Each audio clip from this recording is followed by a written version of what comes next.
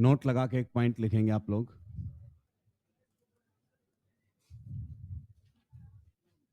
Note लगा के लिखेंगे, there is no relation, there is no relation, there is no relation between EZ, there is no relation between EZ, there is no relation between EZ and, there is no relation between EZ and cis trans configuration. There is no relation between EZ and cis trans configuration.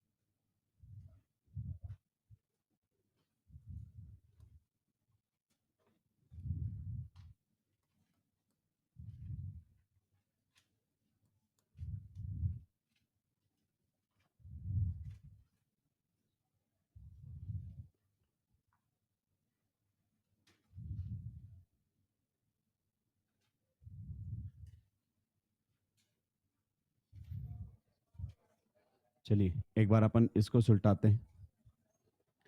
इसमें आपको पहले ई और Z दोनों बताने हैं।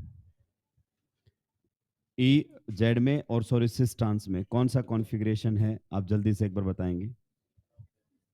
कौन सा configuration है? सिस। तो सिस ट्रांस को कैसे देखते हैं, सबसे पहले बताओ कि आप सिस ट्रांस को देखोगे किस तरीके से।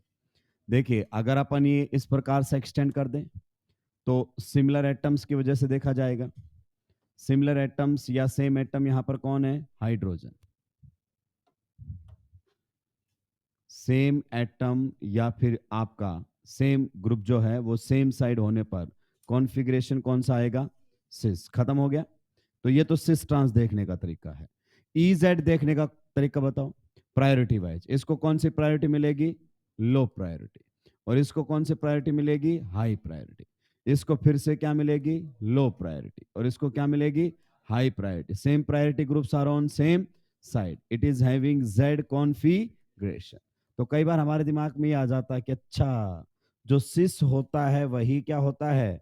Z होता है। तो मैं आपको बता दूं ऐसा बिल्कुल भी नहीं है।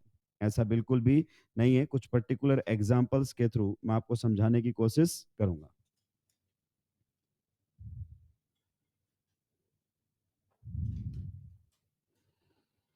चलिए, अगला एग्जांपल आप देखिए। कार्बन कार्बन डबल बॉन्ड, यहां पर हमारे सामने H लगा हुआ है, यहां पर Cl, यहां पर भी Cl, यहां पर भी Br। जल्दी से पता करें सिस ट्रांस में, दोनों में जल्दी से पता कीजिए। यहां पर हमारे सामने कार्बन कार्बन डबल बॉन्ड, यहां पर H है, यहां पर Cl है, यहां पर हमारे सामने है Br और यहां पर है H। नेक्स्ट वाले में अगर अपन बात करें तो यहां पर हमारे सामने H है, यहां पर F है, यहां पर F है और यहां पर अगर अपन बात करें तो Cl है। EZ में भी बताना है, सिस ट्रांस में बताना है। सबसे पहले इसमें बताओ डबल बॉन्ड पर सिस ट्रांस कॉन्फ़िगरेशन कौन सा कॉन्फ़िगरेशन हुआ? तो it is having cis configuration. किसके बेसिस पर बताया बच्चों आपने? क्लोरीन क्लोरीन, क्योंकि यही तो कॉमन है दोनों टर्मिनल पर। तो ये सिस कॉन्फ़िगरेशन। EZ में बताओ जल्दी से, इसको कौन सी प्रायोरिटी मिलेगी? High priority. हाइड्रोजन और क्लोरीन में एटॉमिक नंबर ज्यादा किसका है? क्लोरीन। और इसको क्या मिलेगी? Low priority. इसको सिमिलरली क्या मिलेगी? यहां पर लो प्रायोरिटी। और उसको क्या मिलेगी? High priority. You can check it out that high priority groups are on, high priority groups are on opposite side. गौर से देखो, high priority opposite side, low priority opposite side. तो कौन सा कॉन्फ़िगरेशन हो गया है? E configuration. यानी कि आपके मन में जो भ्रम पैदा हुआ था वो हाथों हाथ टूट गया है। हम ये सोच रहे थे कि सिस इजेड होता है, ऐसा कुछ भी नहीं है। देयर इज नो रिलेशन, कोई रिलेशन ही नहीं है। अगले क्वेश्चन पर आप हाथ साफ करोगे तो आपको और भी आसानी से बातें पता चलेगी। यहां पर कार्बन कार्बन डबल बॉन्ड, बताइए एच और एच को देखकर कौन सा कॉन्फ़िगरेशन है आप लोगों के सामने? You will say it is having trans configuration, सही बात है। दूसरा ईजेड में बताओ कैसा है? तो इसको मिलेगी लो प्रायोरिटी और इसको मिलेगी हाई प्रायोरिटी, इसको मिलेगी लो प्रायोरिटी और इसको मिलेगी high priority. Same priority group are on the opposite side, so it is having which configuration? E configuration. तो हमने दिमाग में सोचा अच्छा जो ई होता है वही ट्रांस होता है, या जो ट्रांस होता है वही ई होता है। ऐसा कुछ भी नहीं है, क्योंकि ये दो इंडिपेंडेंट नेमिंग सिस्टम है। कैसे हैं? इंडिपेंडेंट। नेक्स्ट वाले में अगर अपन बात करना चाहें तो ये हमारे सामने है कार्बन कार्बन डबल बॉन्ड। बताइए सबसे पहले सिस ट्रांस में से कौन सा कॉन्फ़िगरेशन है? It is having trans configuration. किसके बेसिस पर बताया बच्चों आपने? ये फ्लोरीन के बेसिस पर। Same atoms are on opposite side of the double bond. You got that point? चलिए अब बात करते हैं ईजेड में। तो इसको प्रायोरिटी क्या मिलेगी? हाई। और इसको क्या मिलेगी? लो। एटॉमिक नंबर के बेसिस पर इसको प्रायोरिटी हाई और इसको प्रायोरिटी, बताइए same priority groups are on same side, so it is having Z configuration.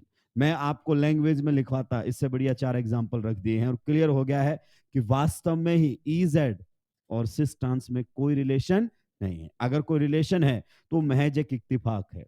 Normally बच्चा सोच लेता है कि सिस जेड होता है, ट्रांस ई होता है, ऐसा कुछ भी नहीं। These are two independent naming systems. क्या पॉइंट आपको क्लियर हुआ? चलिए, तो ये हमारे सामने था ई जेड नोमेनक्लेचर की बातें। नेक्स्ट आप हेडिंग लगाएंगे,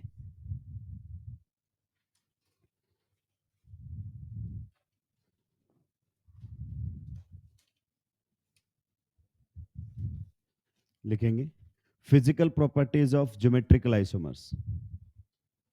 physical properties of geometrical isomers. Physical properties of geometrical isomers. Physical properties of geometrical isomers. सुलटा दिया था नहीं सभी? नहीं? चलिए, तो नेक्स्ट हमारे सामने जो रहेगा, this is physical properties.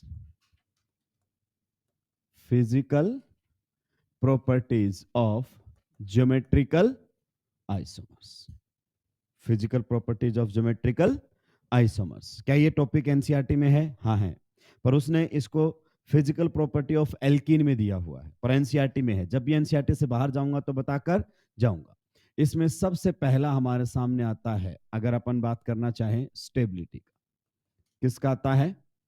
Stability का फैक्टर सबसे हमारे सामने पहले आता है। इसमें लिख दीजिए स्टेबिलिटी के सामने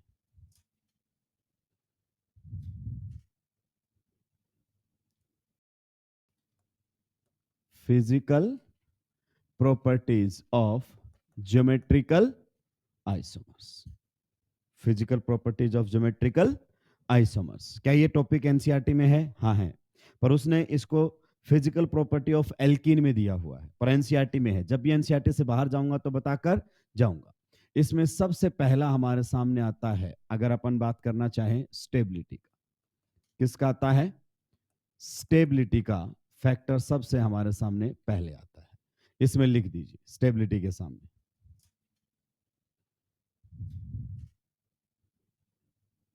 normally trans isomer is more stable. Normally trans isomer is more stable. Normally trans isomer is more stable as compared to cis isomer. As compared to cis isomer. Normally trans isomer is more stable as compared to cis isomer. Full stop. आगे लिखेंगे cis isomer is less stable.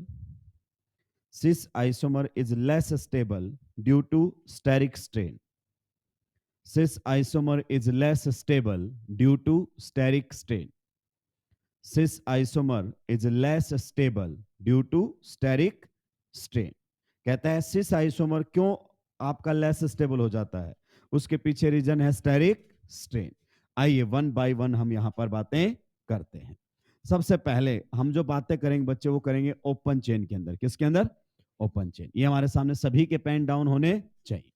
यहां पर इस प्रकार से कुछ लगा हुआ है, लगा दिया मैंने CH3, यहां पर क्या लगा दिया है? H, यहां पर लगा दिया है CH3 और यहां पर H। दूसरा आइसोमर इसी का ही मैं आप लोगों के सामने बना रहा हूं।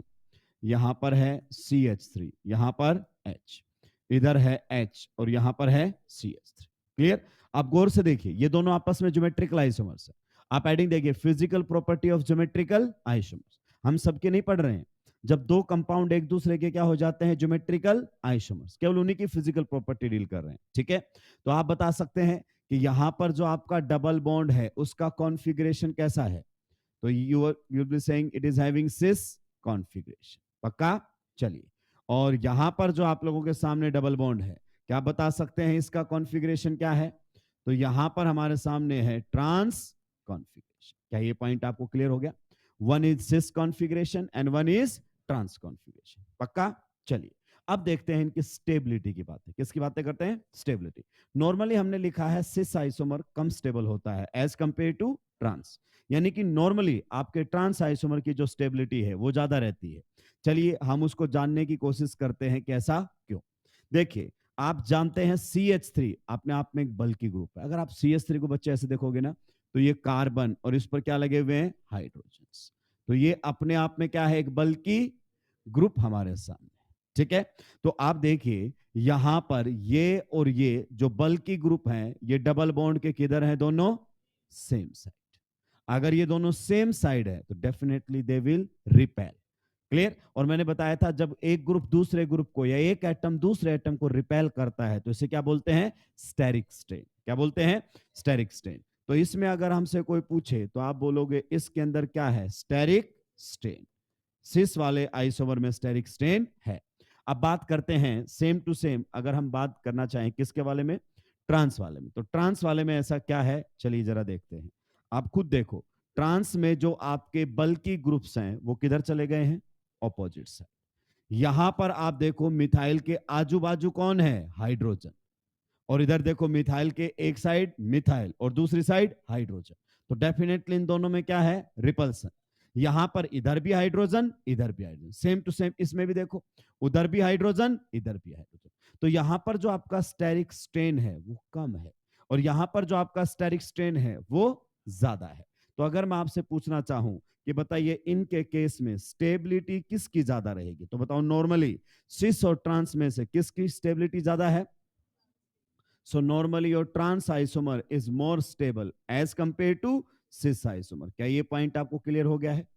किसी को कोई दिक्कत आपत्ति परेशानी होनी भी नहीं चाहिए। ये नॉर्मल कंडीशन है, हमेशा ऐसा हो जरूरी नहीं है। पर आप एक बात पर फोकस कीजिए कि सिस को अनस्टेबल बनाने वाला कौन है?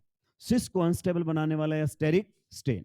जाहिर सी बात, अगर यहां पर रिपल्सन की बजाय क्या होने लग जाए? अट्रैक्शन, तो मामला बदल जाएगा। आइए आपके सामने एक और एग्जाम्पल रखता हूं, जरा चीजों को ध्यान से समझते हुए जाइए। ये कार्बन कार्बन डबल बॉन्ड, यहां पर आप लोगों के सामने हाइड्रोजन, यहां पर भी हाइड्रोजन, ये है COOH। क्लियर? सिमिलरली अगर अपन बात करना चाहें तो यहां पर हमारे सामने है OH और ये है CO। क्लियर? इसको हम बोलते हैं मैलेइक एसिड। क्या बोलते हैं? Maleic acid. ये कौन सी फॉर्म है बताइए? डबल बॉन्ड पर देखो गौर से, कौन सी फॉर्म है? सिस। अगर मैं इसी की ही कौन सी फॉर्म बना दूं? ट्रांस, तो ये आप लोगों के सामने बन जाएगा इसका ट्रांसफॉर्म। जरा ध्यान से देखते हुए जाना भाई लोगों। तो ये हमारे सामने है इसका ट्रांसफॉर्म। क्लियर? अब देखो नॉर्मली तो हमने क्या बोला था, कौन ज्यादा स्टेबल होता है नॉर्मली? ट्रांस। सिस के अनस्टेबल होने का कारण ये रिपल्सन था, पर इस बार मामला बदल चुका है। जरा गौर से देखिए, ये इस ऑक्सीजन पर लगा हुआ कौन है? हाइड्रोजन। सही बात है कि नहीं है? यहां पर ये देखो ऑक्सीजन, तो आप बताइए ये हाइड्रोजन और इस ऑक्सीजन के बीच में हाइड्रोजन बॉन्डिंग होगी कि नहीं होगी? कौन से H हाइड्रोजन बॉन्डिंग कर सकते हैं? जो ऑक्सीजन से जुड़ा हो, नाइट्रोजन से जुड़ा हो, फ्लोरीन से जुड़ा हो। और किसके साथ हाइड्रोजन बॉन्डिंग करेंगे? ऑक्सीजन, नाइट्रोजन या फिर फ्लोरीन। तो there will be intramolecular hydrogen bonding. तो पहले जो रिपल्सन था अब किस में कन्वर्ट हो गया है? अट्रैक्शन में कन्वर्ट हो गया है, पर इस काइंड अट्रैक्शन आपको यहां पर कभी दिखाई नहीं देगा। एक बात हमेशा सोचो, जब आपके सामने एच बॉन्डिंग होती है, क्या होती है? H bonding. अभी तो मैं कौन से वाले की बात कर लेता हूं? इंट्रामोलिक्यूलर। उम्मीद करता हूं इंट्रामोलिक्यूलर वर्ड क्लियर होगा। इंट्रामोलिकुलर मतलब विद इन द मोलिक्यूल। तो इंट्रामोलिकुलर एच बॉन्डिंग के होने से बताइए स्टेबिलिटी पर क्या फर्क पड़ता है? स्टेबिलिटी बढ़ जाती है। क्लियर? तो यहां पर इंट्रामोलिकुलर हाइड्रोजन बॉन्डिंग है, पर यहां पर इंट्रामोलिकुलर हाइड्रोजन बॉन्डिंग नहीं है। इस वाले को हम बोलते हैं फ्यूमेरिक एसिड। क्या बोलते हैं? ये हमारे सामने है फ्यूमेरिक एसिड। एक मैलिक एसिड है और एक फ्यूमेरिक एसिड है। इसकी अगर हम कॉन्फ़िगरेशन देखना चाहें तो it is having which configuration? Cis configuration. And it is having which configuration? Trans configuration. क्या ये पॉइंट आपको समझ में आया? तो इस बार अगर आपसे पूछा जाए स्टेबिलिटी ऑर्डर, तो बताइए इस बार आप स्टेबिलिटी ऑर्डर क्या बताएंगे? तो हम बोलेंगे इस बार आपका सिस जो है वो ज्यादा स्टेबल है एज कंपेयर टू ट्रांस। और उसका कारण क्या है? Intramolecular hydrogen bonding. तो क्या हमेशा ही ट्रांस आइसोमर ज्यादा स्टेबल होता है as compare to your cis isomer? तो जवाब है जी नहीं। पर हमारे दिमाग में फिट हो जाता है बचपन से ही। जब भी स्टेबिलिटी की बातें हम करते हैं तो बाय डिफॉल्ट हम बोल देते हैं trans is more stable as compare to cis. आप देखेंगे कि आज आपके ज्ञान चक्षु खुलेंगे कि पहले पूरी बात कीजिए। If nothing is mention then okay, तब तो ठीक है, हम नॉर्मली बोल देंगे ट्रांस ज्यादा स्टेबल है। पर अगर कोई पर्टिकुलर केस है तो फिर हम उसी हिसाब से आंसर देंगे, हम रटा रटाया आंसर नहीं देंगे। जल्दी से नोट डाउन करेंगे, आगे बढ़ेंगे।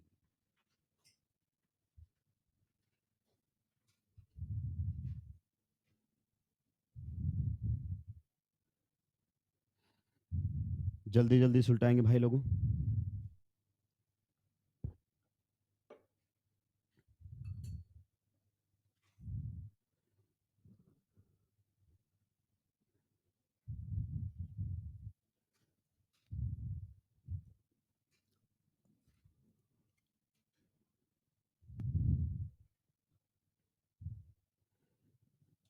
केमिस्ट्री जो सब्जेक्ट हमारा है वो बहुत ज्यादा हद तक इंफॉर्मेशन बेस्ड है। कैसा सब्जेक्ट है?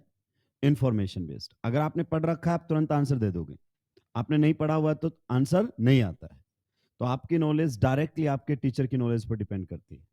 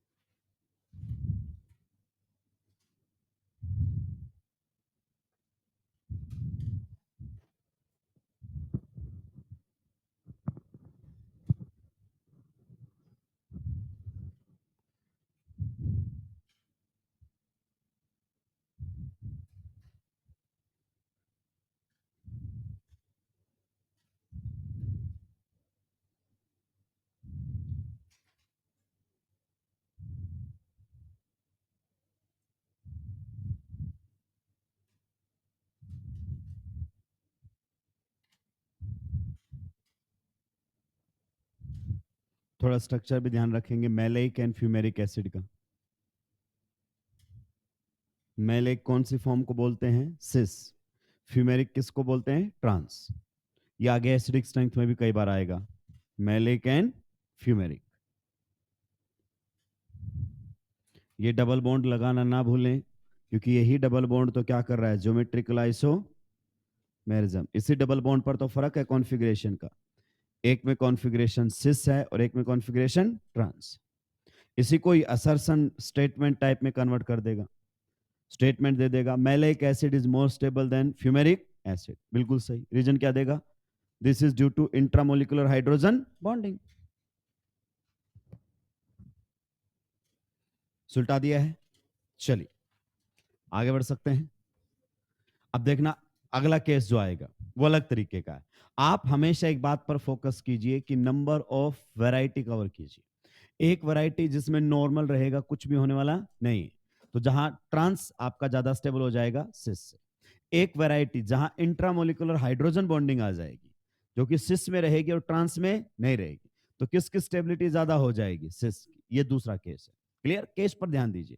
तीसरा केस आपका रहेगा जब आपका पाई बॉन्ड रिंग के अंदर आएगा, जब आपका पाई बॉन्ड रिंग के अंदर आएगा। तो अगर अपन बात करना चाहें एंडोसाइक्लिक पाई बॉन्ड की, अगर हम बात करें स्टेबिलिटी, स्टेबिलिटी अभी लिखना नहीं है, stability of endocyclic pi bond, stability of endocyclic pi bond. ठीक है? तो एंडोसाइक्लिक पाई बॉन्ड बताओ जीआई कब शो करने लगता है? रिंग साइज पर डिपेंड करता है। 8 या 8 से बड़ी रिंग एंडोसाइक्लिक पाई बॉन्ड पर क्या शो करती है? जीआई। तो इसमें ध्यान रखना है, अगर आपकी रिंग साइज, क्या बोला मैंने? अगर आपकी रिंग साइज, यहां पर हम रिंग साइज की बात कर लेते हैं, रिंग साइज 8 से लेकर कहां तक है? 11 तक। 8 से लेकर कहां तक है? 11 तक। तो उस केस में आपका जो सिस आइसोमर होता है बच्चे, वही ज्यादा स्टेबल होता है एज कंपेयर टू ट्रांस। जो सिस आइसोमर है वही ज्यादा स्टेबल होता है एज कंपेयर टू ट्रांस। लेकिन अगर आपकी रिंग साइज 12 या 12 से ज्यादा है, क्या बोला मैंने? If your ring size is greater than is equal to 12 और ग्रेटर देन 12, 12 और 12 के बाद अब बदल जाता है मामला। कौन ज्यादा स्टेबल होने लग जाता है? आपका ट्रांस ही ज्यादा स्टेबल होने लग जाता है एज कंपेयर टू सिस। ये जो बातें हो रही हैं, ये बातें हो रही हैं कौन से पाई बॉन्ड के अबाउट? एंडोसाइक्लिक पाई बॉन्ड के अबाउट। ये जो आपका पाई बॉन्ड था, ये मामला अलग था, ये ओपन चेन का पाई बॉन्ड है। ये जो पाई बॉन्ड आने वाला है दोस्त, ये किसका है? रिंग के अंदर का पाई बॉन्ड है। तो आप समझिए, इस पर 101% क्वेश्चन बनेगा आने वाले टाइम में। मैं बता रहा हूं आपको 101%। आप बोलोगे सर कैसे बनेगा? क्या मुझसे स्टेबिलिटी पूछेगा? तो जवाब है बिल्कुल नहीं पूछेगा। पर हां, जो क्वेश्चन का आंसर रहेगा वो स्टेबिलिटी बेस्ड रहेगा। मेजर प्रोडक्ट आपसे पूछेगा कई बार रिएक्शन के अंदर कि बताइए इस रिएक्शन का मेजर प्रोडक्ट क्या होगा। और जहां मेजर प्रोडक्ट आपकी स्टेबिलिटी ऑफ प्रोडक्ट पर डिपेंड कर रहा होगा, तो आप इसके बिना आंसर कर ही नहीं पाएंगे। आइए मेरी बात को जरा ध्यान से सुनते हैं दोस्तों। मान लीजिए अगर आप लोगों के सामने ये दो एल्कीन गिवन है, ये दो एल्कीन गिवन है, जरा ध्यान से सुनिए। क्लियर? ये एक आपके सामने है डबल बॉन्ड। बताइए इसमें इसका कॉन्फ़िगरेशन सिस है या ट्रांस है? तो इसको अगर अपन गौर से देखें भाई लोगों, तो ये है ट्रांस साइक्लो। क्या है? Trans cyclo octene. सही बोला कि नहीं बोला? अब देखो ये वाले पाई बॉन्ड कैसा है? एंडोसाइक्लिक पाई बॉन्ड। तो इस पर स्टेबिलिटी केवल रिंग साइज पर डिपेंड करती है। क्लियर? तो यहां पर आपका कॉन्फ़िगरेशन ट्रांस है। नेक्स्ट अगर अपन बात करना चाहें, तो ये हमारे सामने दिया गया है, ये एक दूसरे के दोनों क्या है? Geometrical isomers. You can check it out, these are geometrical isomers. और यहां पर आपके जो डबल बॉन्ड का कॉन्फ़िगरेशन है, बताइए क्या कॉन्फ़िगरेशन है? ये रहेगा सिस। अगर अपन बात करें साइक्लोऑक्टेन, क्या रहेगा? सिस साइक्लोऑक्टेन। अब गौर से देखिए, अब नॉर्मली बच्चे से पूछे कौन ज्यादा स्टेबल होता है, सिस या ट्रांस? आंखें बंद करके बोल देता है ट्रांस। ऐसा नहीं होता हमेशा। क्लियर? ये पाई बॉन्ड रिंग के अंदर है, रिंग साइज देखो कितने की है? 8। तो बताओ 8 से और 11 तक किसकी स्टेबिलिटी ज्यादा होती है? सिस आइसोमर की ज्यादा होती है एज कंपेयर टू ट्रांस। तो अगर इसमें स्टेबिलिटी की बातें की जाए, तो स्टेबिलिटी आपके सिस वाले आइसोमर की ज्यादा रहेगी एज कंपेयर टू ट्रांस। ये जबरदस्त पॉइंट है, ध्यान रखना।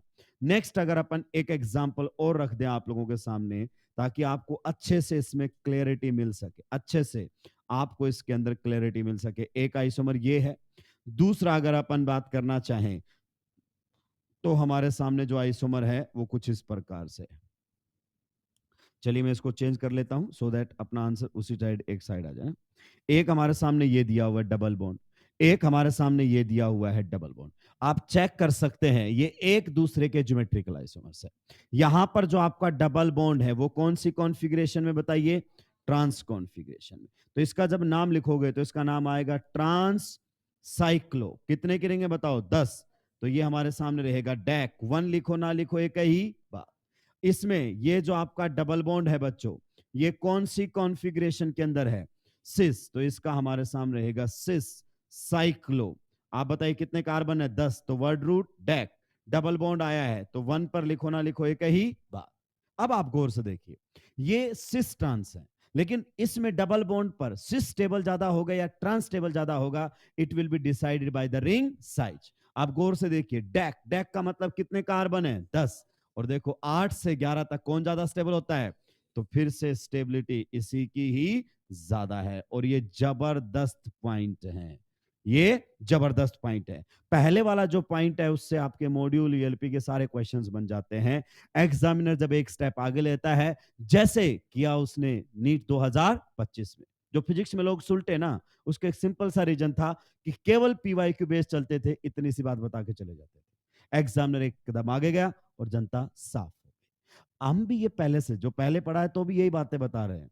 मतलब अगर बहुत सारी चीजें जो टॉपिक हम कवर करेंगे ना, तो आप पाएंगे कि जेई एडवांस में भी उतना ही पढ़ाया जा रहा है जितना आपको पढ़ाया जा रहा है। हाँ, अगर हमारे सिलेबस में नहीं है तो फिर हम उसका डिस्कशन नहीं करेंगे, अगर सिलेबस में है तो तबीयत से उसको उधेड़ा जाएगा। अब जरा सोचो कि कौन सा आइसोमर ज्यादा स्टेबल होता है, सिस या ट्रांस, तो आप क्या बोलोगे, इट डिपेंड्स। सिस भी ज्यादा स्टेबल हो सकता है, ट्रांस भी ज्यादा स्टेबल हो सकता है, ऐसा तो कोई हार्ड एंड फास्ट नहीं है। इफ नथिंग इज मेंशन, कुछ दिया ही नहीं है, तो in general trans is more stable, because ये दो जो आपके सामने कुछ केसेस आए हैं स्पेसिफिक केस है, like intramolecular hydrogen bonding, like endocyclic pipe. बाकी नॉर्मली आपका ट्रांस ही ज्यादा स्टेबल होता है। जल्दी से नोट डाउन करेंगे, आगे बढ़ो।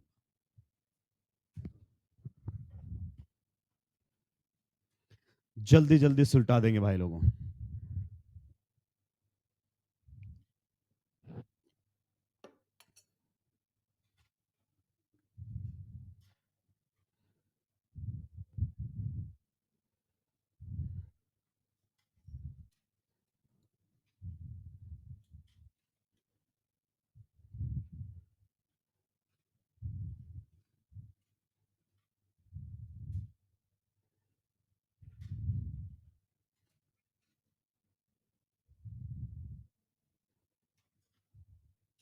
आज हम जियोमेट्रिकल आइसोमेरिज्म के क्वेश्चंस भी कर लेंगे, क्योंकि ये टॉपिक भी हमारा कंप्लीट हो गया है।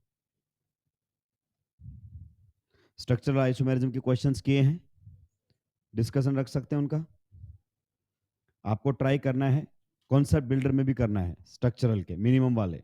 मुझे पता है उनमें आपको सबसे ज्यादा दिक्कत आएगी, और मैं चाहता हूं आपको दिक्कत आए, क्योंकि तभी आपको मेरी बात भी समझ में आएगी।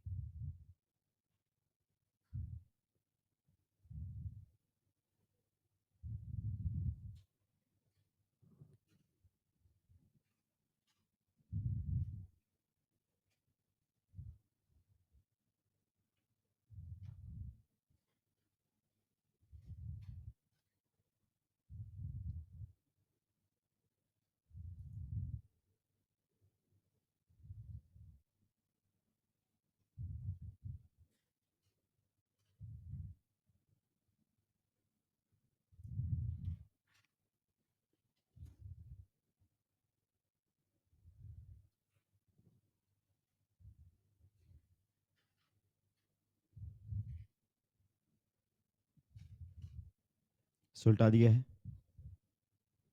भाई, जल्दी जल्दी लिखेंगे, एक तो ये बहुत छोटा सा बोर्ड है।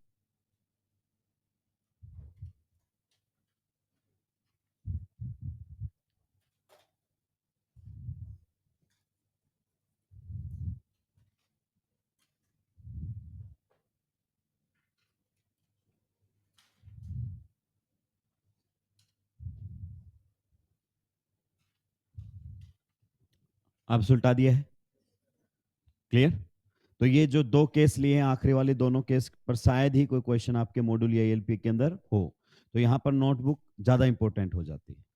ठीक है, चलिए। नेक्स्ट जो फिजिकल प्रॉपर्टी है, पहली फिजिकल प्रॉपर्टी हमने ज्योमेट्रिकल आइसोमर्स की पढ़ी, जिनमें हम क्या कंपेयर कर रहे हैं, उनकी स्टेबिलिटी। दूसरा जो हमारे सामने आएगा, that will be dipole moments. Next में हम कंपेयर करेंगे dipole moments. Clear. Dipole moment के बारे में थोड़ा सा आपने फिजिक्स में पढ़ा होगा। It is represented by mu. किससे लिखा जाता है, म्यू से लिखा जाता है। इसके बारे में अगर अपन बात करें तो ये क्या होता है, वेक्टर क्वांटिटी। स्केलर है या vector, so dipole moment is a vector quantity. Clear. सभी पेन डाउन कर देंगे और मेरी बात को ध्यान से सुनेंगे। देखिए, अगर आपने इनऑर्गेनिक केमिस्ट्री पहले से पढ़ी होती तो छोटा सा टॉपिक था, 2 मिनट में निकल जाता, लेकिन अब मुझे सारी बातें आपको बतानी पड़ेंगी। ठीक है। तो वेक्टर क्वांटिटी आपके सामने है, तो आप नॉर्मली जैसा चलते हैं वैसा नहीं चलेंगे, चाहे सब्सट्रैक्शन हो चाहे एडिशन हो, कौन से हिसाब से चलेगा, वेक्टर के हिसाब से। क्लियर। सबसे पहले समझाता हूं कि डाइपोल का मतलब होता क्या है। जैसे अगर अपन बात करें क्लोरीन क्लोरीन के बीच में बॉन्ड है, तो आप पाएंगे दोनों एटम्स का जो ईएन है वो क्या है, सेम। भाई दोनों एटम सेम है तो इनकी इलेक्ट्रोनेगेटिविटी भी सेम है। तो यहां पर जो आपके बॉन्ड के जो इलेक्ट्रॉन्स है क्या है, बॉन्ड के जो इलेक्ट्रॉन्स है वो बिल्कुल कहां पर रहेंगे, बीच में। ना तो ये अपनी तरफ खींच पाएगा ये ना अपनी तरफ खींच पाएगा, क्योंकि दोनों की एन क्या है, सेम। तो ऐसे मॉलिक्यूल्स में म्यूट इज इक्वल टू क्या रहेगा, 0।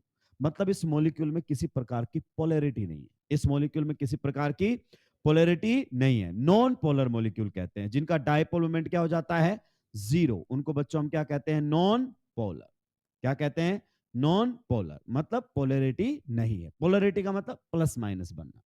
अगर नेक्स्ट एग्जांपल आप लोगों के सामने यहां पर HCl का रख दिया जाए, किसका रख दिया जाए, HCl, तो बहुत सारे बच्चों को इलेक्ट्रॉन नेगेटिविटी नहीं पता होगा, तो मैं ईएन बता देता हूं। ईएन आपके क्लोरीन एटम की ज्यादा होती है as compare to hydrogen. Clear. तो जिस एटम की ईएन ज्यादा होती है, ये जो बॉन्ड में दो इलेक्ट्रॉन्स हैं वो किसकी तरफ शिफ्ट हो जाते हैं, मोर ईएन की तरफ। तो इलेक्ट्रॉन्स जिसकी तरफ जाते हैं उस पर नेगेटिव और जिससे दूर जाते हैं उस पर पॉजिटिव। क्या ये बॉन्ड टूटकर दोनों इलेक्ट्रॉन क्लोरीन पर चले गए हैं, क्या नहीं, है तो अभी भी बॉन्ड में ही, है तो अभी भी, लेकिन हल्के से क्लोरीन की तरफ शिफ्ट हो गए हैं। किसकी तरफ शिफ्ट होते हैं सर, जिसकी ईएन ज्यादा होती है। तो क्लोरीन की ईएन ज्यादा है तो इसकी तरफ शिफ्ट हो गए, तो इस पर आ जाएगा पार्शियल नेगेटिव और इस पर आ जाएगा पार्शियल पॉजिटिव। तो इसी को ही अगर अपन बात करें डाइपोल कहते हैं। डाई का मतलब दो, पोल का मतलब प्लस माइनस। पोल बन गए नहीं बन गए, तो ये डाइपोल हो जाएगा। तो इसमें अगर हमसे म्यू पूछे तो म्यू क्या रहेगा, नॉन जीरो। और जब किसी का म्यू नॉन जीरो होता है तो ऐसे मॉलिक्यूल्स को बच्चों हम क्या बोलते हैं, पोलर। क्या बोलते हैं, पोलर। सर ये म्यू निकालते कैसे हैं, ये निकालते हैं Q इंटू एल। इस प्रकार से आपके सामने निकाला जाता है। Q is the charge, L is the charge separation. क्या ये पॉइंट आपको समझ में आया। चलिए, तो सर क्या हम यहाँ पर डायपोल मोमेंट का मैग्नीट्यूड निकालने वाले हैं, क्या हमें यहाँ पर इसकी यूनिट्स की बात करनी चाहिए, तो जवाब है नहीं, हम मैग्नीट्यूड नहीं निकालेंगे, हम केवल कंपैरिजन करेंगे। क्या करेंगे, कंपैरिजन करेंगे। जैसे पिछले वाले क्वेश्चंस में बच्चों हमने केवल कंपैरिजन किया है कि कौन ज्यादा और कौन कम स्टेबल है, कितना ये नहीं बताया, कम ज्यादा का कंपैरिजन करना है। तो यहां पर भी हम कंपैरिजन ही करेंगे। दूसरी बात, सर आपने बोला ये वेक्टर क्वांटिटी है, अगर वेक्टर क्वांटिटी है तो कोई डायरेक्शन भी होगी। तो केमिस्ट्री में डायपोल की जो डायरेक्शन होती है पॉजिटिव टू नेगेटिव। इस प्रकार से हम डायपोल को दिखाते हैं ऐसे।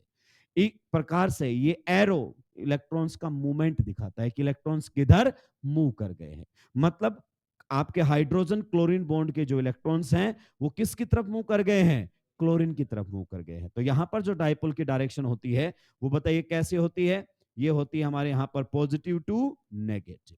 पॉजिटिव टू नेगेटिव, केमिस्ट्री के अंदर डायपोल की डायरेक्शन ये रहेगी पॉजिटिव टू नेगेटिव। अब आते हैं वेक्टर क्वांटिटी है तो मैं आपके सामने कुछ बेसिक वेक्टर के रूल बता दूं, वरना आप कंफ्यूज हो सकते हैं। आइए सबसे पहले थोड़ा सा वेक्टर के बारे में जान लेते हैं। मान लीजिए हमारे सामने दो वेक्टर है, एक वेक्टर ये ए है, दूसरा वेक्टर ये हमारे सामने बी है। क्लियर। इन दोनों को अगर मैं ऐड करूं, इन दोनों को अगर मैं ऐड करूं तो ए और बी का मैक्सिमम रिजल्ट कब आ सकता है, आप बताइए। अगर हम इनको रिजल्टेंट देखना चाहें तो बताइए रिजल्टेंट क्या होगा, ए का square plus plus 2ab cos theta, यही होता है क्या। तो बताओ मैक्सिमम रिजल्ट कब मिलेगा, it depends upon the value of theta and when theta will be 0 तो मैक्सिमम रिजल्ट मिलेगा। तो जब भी दो वेक्टर एक ही डायरेक्शन में होते हैं, क्या बोला मैंने, दो वेक्टर एक ही डायरेक्शन में होते हैं तो उनका मैग्नीट्यूड क्या जाता है, मैक्सिमम। तो ये आप लोगों के सामने मैक्सिमम आपको देखने को मिलेगा। और ये मैक्सिमम 2a या 2b भी हो सकता है, कब, जब a और b क्या हो जाएं, बराबर। तो थीटा यहां पर अगर आप देख पा रहे हो तो थीटा यहां पर आप लोगों के सामने क्या है, 0 डिग्री। सही बात है कि नहीं। नेक्स्ट आप बताइए a और b का रिजल्टेंट मिनिमम कब होगा, जब ये दोनों वेक्टर एक दूसरे के अपोजिट हो जाए। तो अब जो आप लोगों के सामने फिर से रहेगा रिजल्टेंट ऐसे निकलेगा, a का स्क्वायर प्लस b का स्क्वायर प्लस अगर अपन बात करना चाहें 2 ए बी कॉस थीटा, और कॉस थीटा यहां पर बताओ कितना है, यहां पर थीटा आप लोगों के सामने है 180 डिग्री। तो cos 180 की वैल्यू क्या होती है, -1। तो यहां पर ये रिजल्टेंट मिनिमम आएगा और यहां पर ये रिजल्टेंट मैक्सिमम। तो जब वेक्टर ऐसे होते हैं तो रिजल्टेंट आपको मैक्सिमम मिलता है, और जब वेक्टर ऐसे होते हैं तो रिजल्टेंट आपको मिनिमम मिलता है। आप बताइए ये मिनिमम जीरो कब हो जाएगा, मिनिमम जीरो कब हो जाएगा, मतलब ये जीरो कब हो जाएगा इस केस में, जब ए और बी बराबर हो जाए। तो आप ए और बी को बराबर कर दोगे तो ए की जगह बी या बी की जगह ए रखना शुरू कर दो। तो ए स्क्वायर प्लस ए स्क्वायर, अगर दोनों को ए मान लू, plus 2a multiply by A cos theta 180 -1, तो ये हो जाएगा -2a स्क्वायर। तो आपका सामने रिजल्टेंट क्या आ जाएगा, जीरो। तो अगर अपन बात करना चाहें नीचे वाले केस में, if a is equal to B, then net result क्या रहेगा बताइए, net result is equal to क्या रहेगा, जीरो। क्या ये बात सही है? अब ये सबसे बेहद इंपॉर्टेंट पॉइंट है, बच्चा यहीं पर मिस्टेक करता है, केमिस्ट्री में दिक्कत नहीं हो रही है उसको, उसको फिजिक्स के कॉन्सेप्ट क्लियर नहीं है। तो दो वेक्टर्स का रिजल्टेंट मैक्सिमम कब होता है, जब वो 0 डिग्री पर होते हैं। दो वेक्टर्स का रिजल्टेंट मिनिमम कब होता है, जब वो 180 पर होते हैं। ये दोनों याद होना चाहिए, मैक्सिमम 0 डिग्री पर, मिनिमम 180 डिग्री पर, बाकी इसके बीच में। अगर एंगल 0 से 180 के बीच में है तो रिजल्टेंट ना तो मैक्सिमम होगा और ना ही मिनिमम होगा। मिनिमम में 0 कब होगा ये बताओ, जब दोनों का मैग्नीट्यूड सेम एंड एंगल 180 आ जाए। क्या ये पॉइंट आपको क्लियर हुआ? चलिए नेक्स्ट मैं आपको कार्बन की कुछ हाइब्रिडाइजेशन की बातें कर लेता हूं।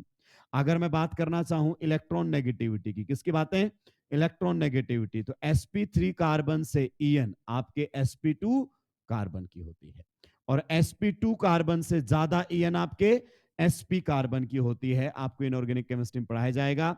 Electron negativity is directly proportional to percentage S character, directly proportional to percentage S character. जितना ज्यादा परसेंटेज एस कैरेक्टर होगा, इलेक्ट्रॉन नेगेटिविटी उतनी ही ज्यादा होगी। क्या ये पॉइंट आपको समझ में आ गया है? आगे आपको पता चलेगा इसमें परसेंटेज एस कैरेक्टर कितना है, 25%। तो इसमें परसेंटेज करेक्टर 25% है, इसमें अप्रोक्सीमेटली 33% है, और इसमें अप्रोक्सीमेटली क्या, इसमें तो 50% ही है। क्लियर? उसमें 33.33 आगे चलता रहता है, तो अप्रोक्सीमेशन मैंने इस्तेमाल में लिया है। तो ये परसेंटेज करेक्टर है। अब आप बोलोगे सर ऐसा क्यों बता रहे हो आप हमें, क्योंकि इसके बिना आप डाइपोल कभी कंपेयर कर ही नहीं पाओगे। आइए अब हम आते हैं पहले क्वेश्चन पर। किस पर आते हैं? पहले क्वेश्चन पर, जहां दो ज्योमेट्रिकल आइसोमर्स का हम डाइपोल मोमेंट कंपेयर करेंगे। अब देखो ये सारा टाइम लगाना पड़ा, हालांकि इसका ऑर्गेनिक से कोई लेना देना नहीं है, क्योंकि आप बेसिक नहीं जानते हैं, पहले ऑर्गेनिक केमिस्ट्री शुरू हुई इसलिए टाइम लग रहा है। आइए समझते हैं जरा ध्यान से। मान लीजिए हमारे सामने ये दो कंपाउंड दिए हुए हैं, and you will find the given compounds are geometrical isomer of each other. ये हमारे सामने कंपाउंड दिए गए हैं, सभी का ध्यान बोर्ड पर होना चाहिए। ये हमारे सामने ये Cl लिखा हुआ भाई, ठीक है, क्या लिखा हुआ है, Cl, इसमें आपको कंफ्यूज नहीं होना है। तो ये हमारे सामने है Cl यानी कि क्लोरीन। आइए अब हमसे वो डाइपोल मोमेंट कंपेयर करवाना चाहता है। इसका कॉन्फ़िगरेशन सिस है और इसका कॉन्फ़िगरेशन ट्रांस है। आप चेक कीजिए क्या ये एक दूसरे के ज्योमेट्रिकल आइसोमर्स हैं, तो जवाब है हाँ, ज्योमेट्रिकल आइसोमर तो हैं। Connectivity same, HCl HCl HCl HCl, but space में अरेंजमेंट अलग। ये सिस कॉन्फ़िगरेशन वो trans, cis trans geometrical isomer हुआ करते हैं। तो ये क्लियर है सर, ये ज्योमेट्रिकल आइसोमर्स हैं। अब हमें इनका डाइपोल मोमेंट कंपेयर करना है। देखिए जब भी आप डाइपोल मोमेंट कंपेयर करें ना, तो कार्बन हाइड्रोजन बॉन्ड की पोलैरिटी को इग्नोर कर दें। क्या बोला? कार्बन हाइड्रोजन बॉन्ड की पोलैरिटी को क्या कर दें, इग्नोर। उससे आपको आंसर पर कोई फर्क पड़ने वाला नहीं है। तो बाकी पर देखो, ये है हमारे सामने क्लोरीन और ये है कार्बन।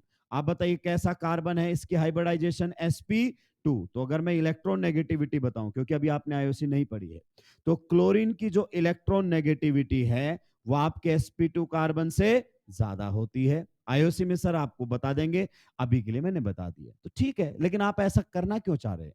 क्योंकि कार्बन क्लोरीन बॉन्ड में पोलैरिटी है, लेकिन किस पर प्लस और किस पर माइनस ये कैसे पता चलेगा? तो बताइए, इसकी En ज्यादा, तो यहां पर पार्शियल नेगेटिव, इसकी En कम, तो यहां पर पार्शियल पॉजिटिव, तो डायपोल की डायरेक्शन यू आएगी, पॉजिटिव टू नेगेटिव। क्या ये पॉइंट आपको क्लियर हुआ? इधर कार्बन हाइड्रोजन को इग्नोर कर दो, कोई दिक्कत की बात नहीं है।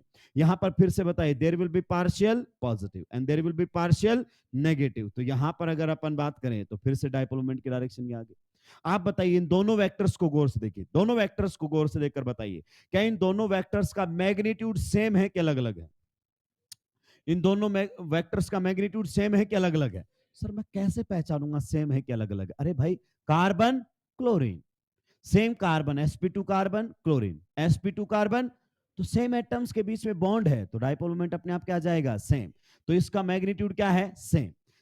थीटा बताओ, एंगल कितना है इन दोनों के बीच में? क्या 0 डिग्री है? नो। क्या 180 डिग्री है? नो। अगर 180 होता तो आंसर क्या जाता? 0, क्योंकि ये दोनों इस बार सेम हो गए, तो 180 नहीं है। 0 होता तो जस्ट डबल हो जाता, क्या इसमें 0 है? नहीं।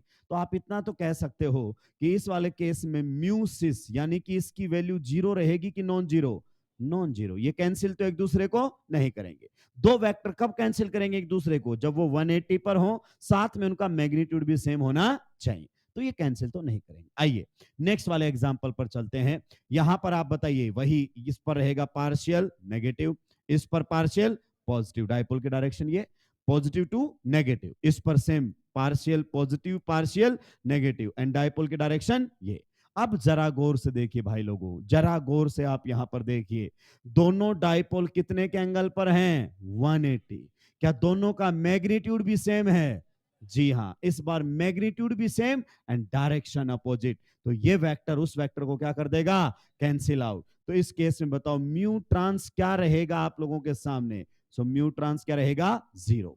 तो ये मॉलिक्यूल तो कैसा कहलाएगा? पोलर। और ये मॉलिक्यूल कैसा कहलाएगा? Non polar. देखो पहले बताया ना, जहां डायपोल मोमेंट 0 वो कैसा बोलना है? Non polar. और जहां डायपोल मोमेंट आपका 0 आ जाए, non polar, non zero polar. तो ये तो आपका पोलर मॉलिक्यूल है, वो नॉन पोलर है। लेकिन वो तो कंपैरिजन करवा रहा है, बताइए डायपोल मोमेंट सिस आइसोमर का ज्यादा है या डायपोल मोमेंट ट्रांस आइसोमर का ज्यादा है? तो डायपोल मोमेंट सिस आइसोमर का ज्यादा है। ऐसे क्वेश्चंस आते हैं, आपसे वैल्यू नहीं फाइंड आउट करवाएगा, आपसे तो कंपैरिजन करवाएगा कि बताइए डायपोल मोमेंट सिस और ट्रांस में से किसका ज्यादा है?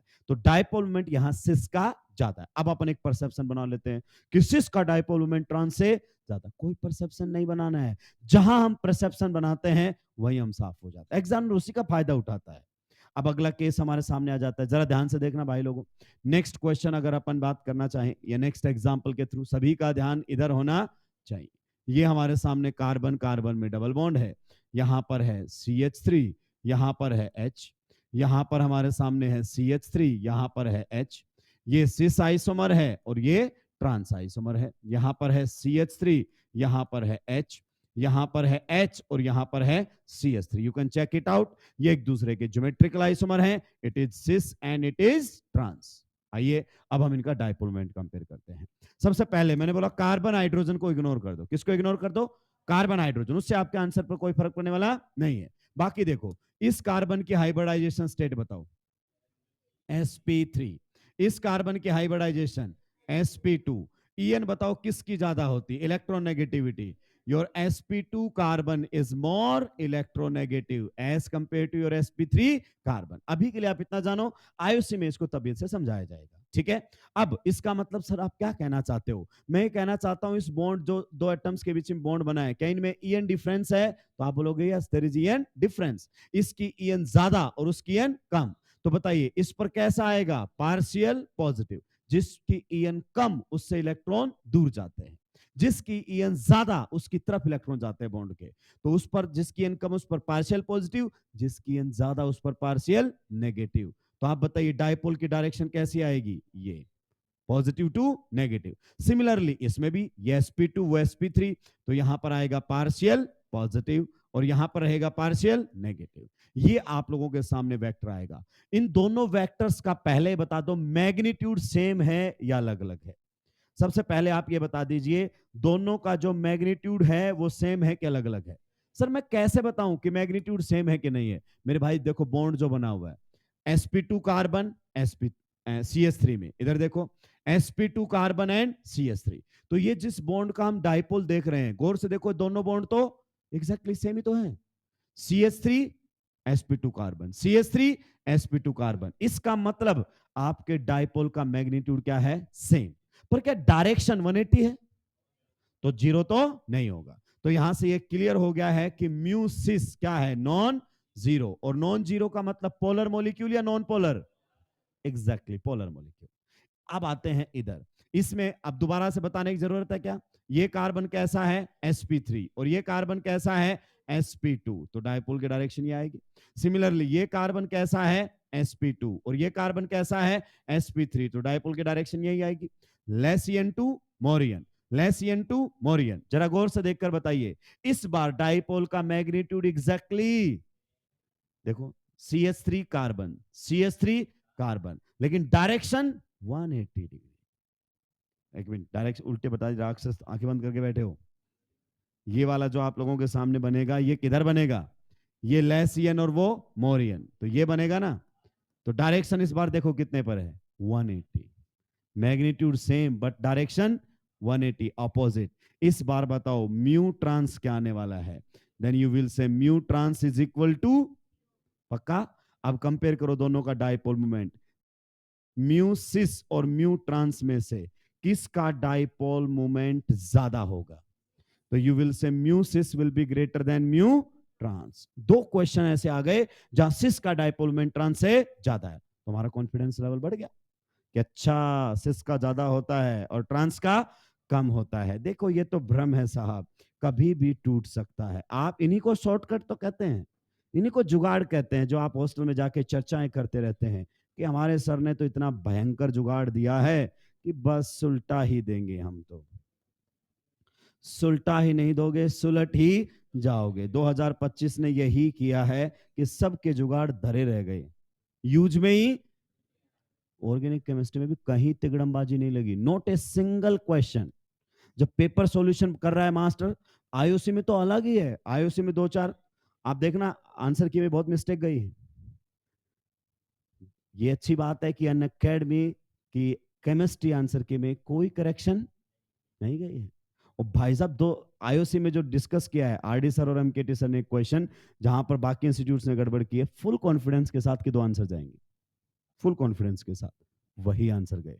बाकी आप जिनको भी जानते हो कंफ्यूजन में ये भी हो गया है, ये भी हो गया है, कुछ कह रहे हैं प्रिंटिंग मिस्टेक हो गया है, कुछ कह रहे हैं अबे तेरी औकात से बाहर है तो प्रिंटिंग मिस्टेक पे आ गया है। आप देखो जाकर वो क्वेश्चन है जिसके दो आंसर गए आईओसी में, उसकी एक्सप्लेनेशन देखो साइड बाय साइड। जिसके भी नाम जानते हो चलाओ एक बार, सब पता चल जाएगा कि नोट्स पढ़ाने वाले हैं लकीर के फकीर। एक लाइन से आगे नहीं जा सकते क्योंकि सब्जेक्ट आगे आता ही नहीं है। ये डेप्थ होती है सब्जेक्ट की, और 2025 ने चेक किया इसको।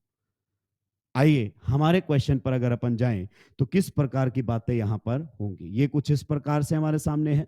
बताइए कॉन्फ़िगरेशन क्या है? सिस। यहां पर बताइए कॉन्फ़िगरेशन क्या है? ट्रांस। सही बात है कि नहीं है? अब जरा गौर से देखिए, यहां पर तो डायपोल की डायरेक्शन जो होगी वो ये होगी। सर एक मिनट, आपने हमसे बिना पूछे लगा दिया। अरे इस कार्बन की हाइब्रिडाइजेशन और इस कार्बन की हाइब्रिडाइजेशन sp2, तो लेस n2। और यहां पर जो डायरेक्शन होगी वो यूं होगी। ये भी हमसे बिना पूछे तो बताया ना, क्लोरीन की एन sp2 कार्बन से ज्यादा। ठीक है, फिर सही। इसमें बताओ डायरेक्शन क्या रहेगी? इसकी तो ये रहेगी और इसकी डायरेक्शन ये रहेगी। आप पहले वाले का जवाब दो, क्या यहां पर डाइपोल मोमेंट जीरो है? क्योंकि पहली बात तो ये दोनों का मैग्नीट्यूड ही सेम। सर आपको कैसे पता चलता है? आप तो घर से पढ़ के आए। अरे बॉन्ड देखो ना, कार्बन कार्बन, ये कार्बन क्लोरीन, तो डाइपोल मोमेंट म्यू किसके बराबर होता है? Q into L. कोई भी सेम नहीं होगा। तो सेम एटम्स के बीच में बॉन्ड बना होता है तब डाइपोल का वैल्यू सेम आता है। तो डाइपोल की वैल्यू सेम नहीं है। वैसे भी सर ये कैंसिल आउट नहीं कर सकते क्योंकि 0 डिग्री सॉरी 180 डिग्री पर है ही नहीं। तो यहां से हमारे सामने ये तो क्लियर हो गया, म्यू सिस क्या है? नॉन। इधर आओ, इसमें बताओ क्या ये कैंसिल करेंगे? कैसी बात कर रहे हो सर, ये तो 0 डिग्री पर है। मैक्सिमम आने वाला है इस बार तो। क्या आने वाला है? मैक्सिमम। हाँ, कैंसिल तो बिल्कुल भी नहीं कर सकते। तो mu trans is equal to बताओ क्या रहेगा? पहली बार देखो दोनों नॉन जीरो आ गए। अब है कंपैरिजन, किसकी वैल्यू ज्यादा। अब जिसको फिजिक्स आएगा वो पता पाएगा। यहां पर बताओ एंगल कितना है? 0 डिग्री है क्या? 0 डिग्री है क्या? और क्या है एंगल 0 डिग्री है? तो दो वेक्टर्स का रिजल्टेंट मैक्सिमम कब होता है? जब theta is equal to 0 degree और आपके सारे भ्रम टूट गए। क्या? Mu trans is greater than mu cis. अभी तक ज्यादा कौन चल रहा था? सिस। और पहली बार क्या आ गया? ट्रांस। इसीलिए मेंशन किया है कि ये वेक्टर क्वांटिटी है, किसी का भी मैग्नीट्यूड ज्यादा कम आ सकता है, आप इसमें रट नहीं सकते, देखकर ही बताना पड़ेगा। क्या सर जितना आपने बताया है उतने से हमारा काम चल जाएगा? एकदम आसानी से चल जाएगा, कहीं कोई दिक्कत ही नहीं है। जल्दी से सुलटाएंगे, आगे बढ़ूंगा।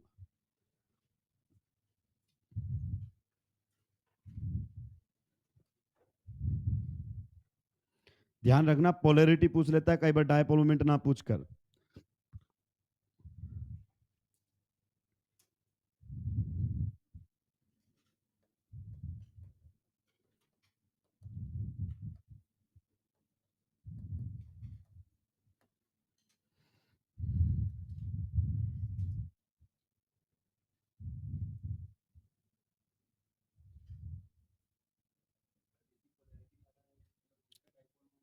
हाँ बिल्कुल, जिसका डायपोल मोमेंट ज्यादा उसकी पोलैरिटी भी ज्यादा। ये लो लिख देते हैं,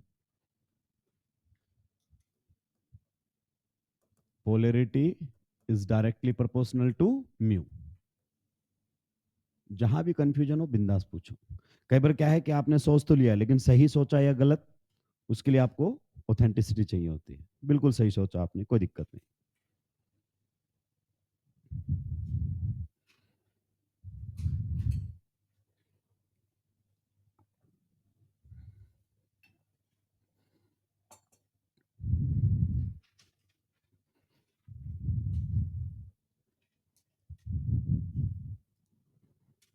जल्दी जल्दी सुलटाएंगे भाई लोगों।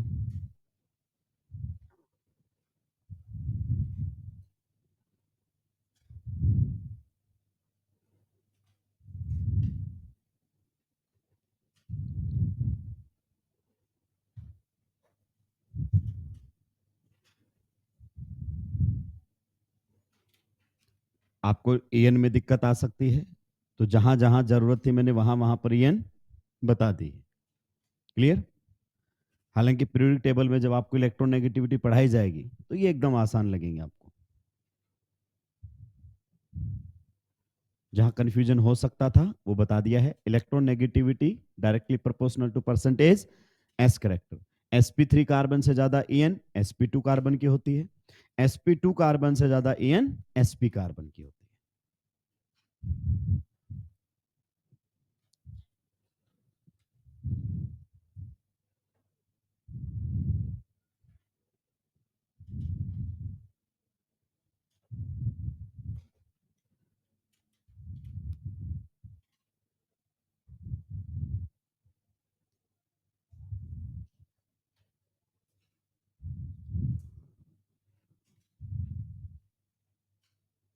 जल्दी जल्दी सुलटाएंगे भाई।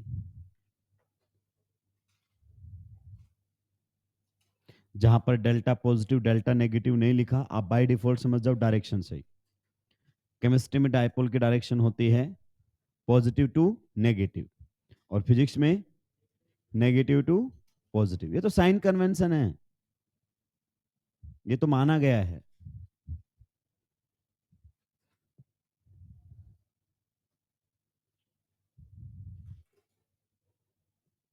इंडिया में बाहर के देशों में जो ट्रैफिक रूल्स होते हैं वो काफी बदलाव होते हैं, क्योंकि हमारे यहाँ जो गाड़ी का स्टेयरिंग होता है वो राइट हैंड साइड में होता है और बाकी जगह लेफ्ट हैंड साइड में होता है। उनको लेफ्ट हैंड साइड चलाने से कोई दिक्कत नहीं आती, क्योंकि चलाना वहीं से सीखा है। हमें राइट में कोई दिक्कत नहीं आती, लेकिन दोनों को एक्सचेंज करोगे तो दोनों को बहुत दिक्कत आती है।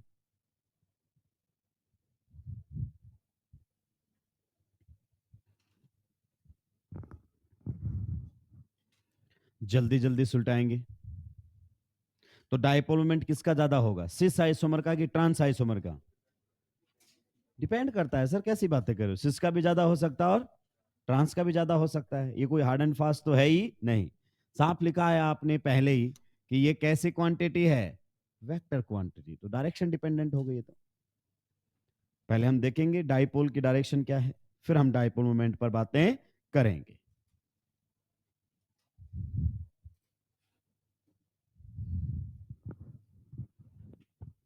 सुलटा दिया है।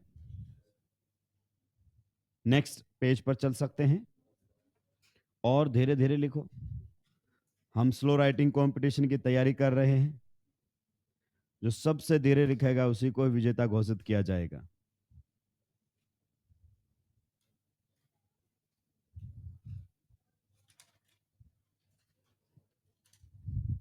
सुलटा दिया है सभी ने। ये वाला जो पॉइंट है ये अच्छा पॉइंट है।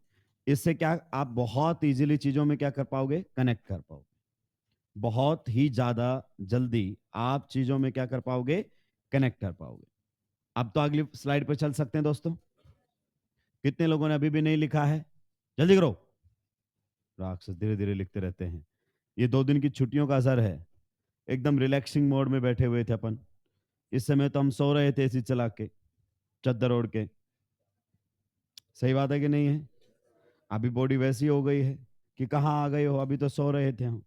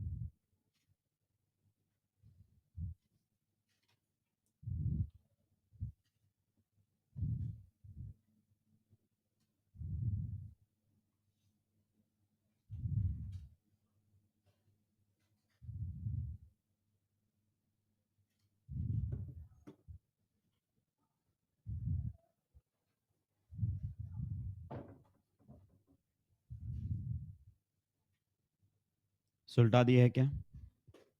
2 क्वेश्चंस और लिखे हुए हैं जिन्होंने सुलटा दिया है उनके लिए। और आप देखना इस वाले क्वेश्चन में आपको सबसे ज्यादा परेशानी आएगी और यही एनसीईआरटी का है।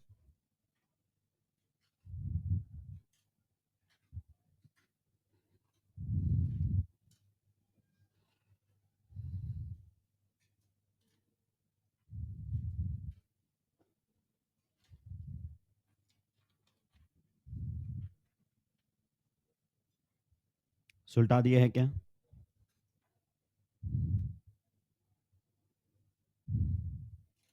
2 क्वेश्चंस आप लोगों के सामने और लिखे हुए हैं। जल्दी से जल्दी दोनों को ट्राई करें।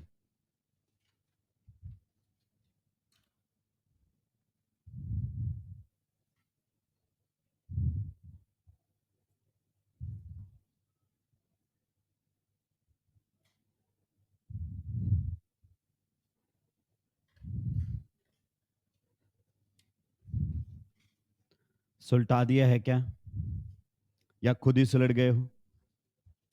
खुद नहीं सुलटना है भाई।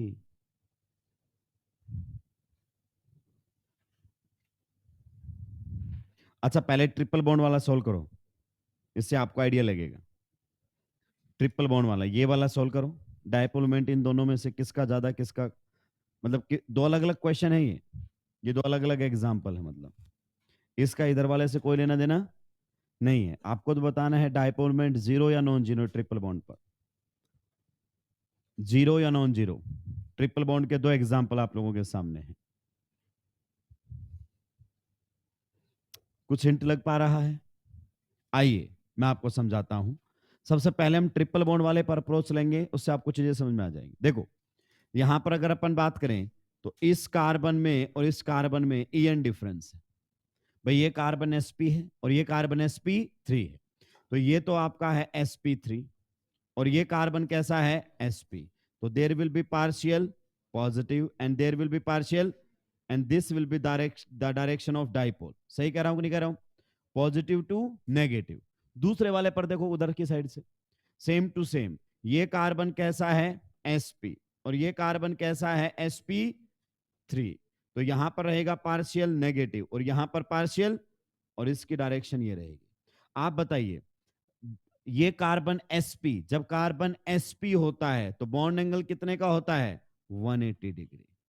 sp कार्बन पर बॉन्ड एंगल 180, sp हाइब्रिडाइजेशन होती है तो बॉन्ड एंगल 180। तो ये वाला डाइपोल और ये वाला डाइपोल एक दूसरे के क्या है? 180 पर। तो पहला तो बात हुई डायरेक्शन की। आप बताइए डायरेक्शन दोनों डाइपोल्स की क्या है? ऑपोजिट। सही बात है कि नहीं? अब बात करो मैग्नीट्यूड की। देखिए मैग्नीट्यूड जब आप देखोगे तो जरा गौर से देखो दोस्तों, यहां पर sp कार्बन और CH3 के बीच का डाइपोल है, गौर से देखो। और फिर इस वाले डाइपोल को भी गौर से देखो, दोनों डाइपोल एग्जैक्टली सेम है कि अलग अलग हैं? सेम, बट डायरेक्शन अपोजिट है। तो यहां पर ये एक दूसरे को क्या कर देंगे बताओ? Cancel out, and mu will be zero. सही बात है कि नहीं है? So in this case dipole moment will be zero. अब अपनी कॉमन सेंस लगाओ अगले वाले क्वेश्चन पे जल्दी से जल्दी। यहां पर अगर अपन बात करें तो ये पूरा का पूरा ग्रुप माना जाएगा एक, ठीक है? ये जो कार्बन से जुड़ा हुआ है, आप बताइए इस कार्बन की हाइब्रिडाइजेशन क्या है? sp3 और इस कार्बन की sp, तो डाइपोल का डायरेक्शन ये होगा। इसमें ये sp है बच्चे और ये कैसा है? sp3, तो लेस En2 मोर En, ये होगा। अब की बार बताओ दोनों के बीच का एंगल कितना है? 180। Again angle is 180। आप इस बात पर ध्यान रखिए, जब आपका sp कार्बन होता है तो ये वाला एंगल कितने का रहता है? 180 डिग्री। ये वाला एंगल भी कितना रहता है? 180। 180 पर होते हैं बॉन्ड्स। क्लियर? तो आप बताइए दोनों का जो एंगल है वो तो 180 है, पर दोनों का जो मैग्नीट्यूड है, क्या है? मैग्नीट्यूड वो सेम है कि नहीं है? अब ये डाउट आता है बच्चों को, सर मैग्नीट्यूड कैसे देखो? अरे भाई इधर देख, आंखें खोल, इस डायपोल को गौर से देख। ये किसके बीच में है? sp carbon and CH3। और ये किसके बीच में है? sp कार्बन एंड CH3 के बीच में है। क्या ये दोनों आपको एग्जैक्टली सेम दिख रहे हैं? गौर से देखो, तो अलग अलग है। अगर डाइपोल अलग अलग है तो मैग्नीट्यूड अलग होगा। तो इस बार मैग्नीट्यूड अलग है, तो जाहिर सी बात है ये 180 पर जरूर है, मिनिमम जरूर होगा, पर वो मिनिमम जीरो, क्योंकि इस डाइपोल का और इस डाइपोल का मैग्नीट्यूड सेम नहीं है। तो यहां पर म्यू क्या रहने वाला है बताओ? Non zero. अब आप इस क्वेश्चन पर थोड़ा सा दिमाग चलाएंगे। This question state from NCERT. अब इस पर दिमाग चलाएंगे और बताएंगे सिस वाले का डाइपोल मोमेंट जीरो है, नॉन जीरो है। फिर अगर ऐसा है तो कंपैरिजन करके बताएंगे कि किसका ज्यादा है, सिस वाले का ज्यादा है या ट्रांस वाले का ज्यादा है। मैग्नीट्यूड कंपेयर करना आना चाहिए। अगर डाइपोल एग्जैक्टली सेम है तो मैग्नीट्यूड सेम, अगर आपको हल्का सा भी फर्क लग रहा है तो फिर मैग्नीट्यूड सेम नहीं हो। पहले वाले में बताओ डाइपोल की डायरेक्शन, तो यहां पर डाइपोल की डायरेक्शन यही मिलेगी, इसमें डाइपोल की डायरेक्शन बताओ यही मिलेगी। तो जाहिर सी बात है कैंसिल आउट नहीं कर रहे। क्या ये पॉइंट आपको क्लियर हुआ? तो ये आपके सामने जो म्यूसिस है, सभी का ध्यान इधर होना चाहिए। म्यूसिस जीरो या non zero? Non zero. Next इसमें बताओ डाइपोल की डायरेक्शन ये रहेगी और इसमें डाइपोल की डायरेक्शन ये रहेगी। आप बताइए क्या ये दोनों डाइपोल, सभी का ध्यान इधर होना चाहिए, क्या ये दोनों डाइपोल एग्जैक्टली सेम है? क्या ये दोनों डाइपोल एग्जैक्टली सेम है क्या? तो जाहिर सी बात है मैग्नीट्यूड सेम। क्लियर हो गया? तो बताइए क्या इस बार वैल्यू जीरो आने वाली है? नहीं, ये एक दूसरे को कैंसिल आउट नहीं करेंगे। तो म्यू ट्रांस भी इस बार आपका जीरो नहीं है। बिल्कुल सही, कैंसिल आउट नहीं करेंगे क्योंकि डायरेक्शन वन अपोजिट 180 पर जरूर है पर मैग्नीट्यूड सेम। अब बताओ डायपोल का कंपैरिजन सिस वाले का ज्यादा कि ट्रांस वाले का। देखो यहां पर 180 पर जब डायपोल होते हैं तो रिजल्टेंट मिनिमम, और 0 पर रहते तो मैक्सिमम। तो ये 180 पर है यहां मिनिमम, और यहां मिनिमम और मैक्सिमम के बीच में है। इसका मतलब आप बताइए किसका डायपोल मोमेंट ज्यादा रहेगा? Mu cis is greater than mu trans. आप देखो सबसे बेहतरीन क्वेश्चन किसका है? एनसीईआरटी का। सबसे अच्छा क्वेश्चन एनसीईआरटी ने दिया है। क्लियर? जल्दी से नोट डाउन करेंगे। तो ये हमारे सामने कहानी थी किसकी? Dipole moment. मैग्नीट्यूड कंपेयर कर लोगे ना? बस इतना देख लिया करो कि ये दोनों सेम के बीच में है। जैसे ये यहां पर कौन सा ग्रुप है? प्रोपाइल। ये कौन सा ग्रुप है? और ये कौन सा है? मिथाइल। तो ये दोनों ग्रुप सेम नहीं है तो मैग्नीट्यूड सेम। खत्म हो गई कहानी। तो डायपोल मोमेंट के अच्छे अच्छे क्वेश्चंस आप कर सकते हैं। डायपोल मोमेंट पर और भी ढेर सारी चर्चाएं होंगी जो कि इनऑर्गेनिक केमिस्ट्री में की जाएंगी। याद रखिए हमने केवल उन्हीं का ही डायपोल मोमेंट कंपेयर किया है जो एक दूसरे के क्या है? Geometrical isomer. You can check it out, it is cis and it is trans. एक दूसरे के ज्योमेट्रिकल आइसोमर, एक दूसरे के ज्योमेट्रिकल आइसोमर, एक दूसरे के ज्योमेट्रिकल आइसोमर। तो हमने केवल ज्योमेट्रिकल आइसोमर्स का डायपोल कंपेयर किया है। हमने पूरे कंपाउंड्स का डायपोल कंपेयर करना नहीं सीखा है, वो आईओसी में बताया जाएगा। सुलटा दिया है। चलिए नेक्स्ट हेडिंग लगा देंगे, boiling point. Next heading boiling point. Boiling point, अब इसमें मुझे कुछ ज्यादा बताने की जरूरत नहीं है। नंबर थर्ड है क्या? नंबर थर्ड हमारे सामने है बॉइलिंग पॉइंट। ठीक है, तो सिंपल सा बॉइलिंग पॉइंट को इन शॉर्ट क्या लिख देते हैं? BP. Boiling point is directly proportional to dipole moment. ये आपको चैप्टर सॉल्यूशन में भी अच्छे से क्लियर किया जाएगा। अभी आप केवल और केवल क्या ध्यान रखेंगे? रिजल्ट, कि जिसका डाइपोल मोमेंट ज्यादा उसका बॉइलिंग पॉइंट भी ज्यादा। अभी ये याद रखेंगे। कैसे, क्यों, ये सब डिटेल में बताया जाएगा आपको फिजिकल केमिस्ट्री चैप्टर सॉल्यूशन के, क्योंकि वहीं पर आप बॉइलिंग पॉइंट को डिस्कस करते हैं। तो आपको बताना है इन दोनों में से किसका बॉइलिंग पॉइंट ज्यादा रहने वाला है। इन दोनों में से किसका बॉइलिंग पॉइंट ज्यादा रहने वाला है? किसका बॉइलिंग पॉइंट ज्यादा रहने वाला है? Boiling point is directly proportional to dipole moment. तो अभी तो हम डाइपोल मोमेंट कंपेयर करके आए इसके केस में। बताओ पहले आप यहां पर क्या लगा लो? हाइड्रोजन्स लगा दिए बच्चे। यहां पर कौन है? मिथाइल। यहां पर भी कौन है? मिथाइल। तो डायरेक्शन डाइपोल की ये, डायरेक्शन डाइपोल की ये। इसमें यहां पर है मिथाइल और यहां पर है मिथाइल। तो डायरेक्शन डाइपोल की ये, आपको डायरेक्शन से ही पता चल रहा है डाइपोल मोमेंट किसका ज्यादा है? सिस का या ट्रांस का? किसका ज्यादा है? सिस का। तो आप देखेंगे यहां पर म्यू की अगर अपन बात करें तो सिस का ज्यादा है एज कंपेयर टू ट्रांस। तो फिर बताओ बॉइलिंग पॉइंट का ऑर्डर भी क्या रहेगा? सेम। सिस का ही बॉइलिंग पॉइंट ज्यादा होगा किससे? ट्रांस से। तो ये ध्यान रखना है, boiling point is directly proportional to dipole moment. जिसका डाइपोल मोमेंट ज्यादा उसका बॉइलिंग पॉइंट भी ज्यादा। बॉइलिंग पॉइंट क्या होता है? एक ऐसा टेम्परेचर जिस पर atmospheric pressure and vapour pressure बराबर हो जाता है, उसे हम क्या कहते हैं? Boiling point.